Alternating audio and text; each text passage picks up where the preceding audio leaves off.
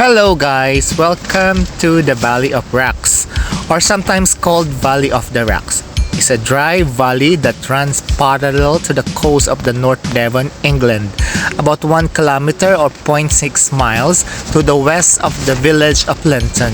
It is popular tourist destination, noted for its herd of feral goats and for its landscape and geology.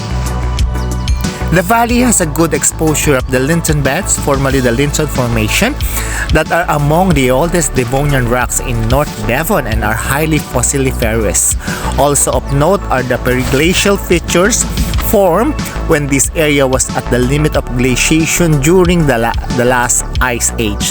The valley is believed to owe its existence to the section by coastal cliff recession of former extension of the valley of the East Lynn River, which meets the sea at Lynmouth.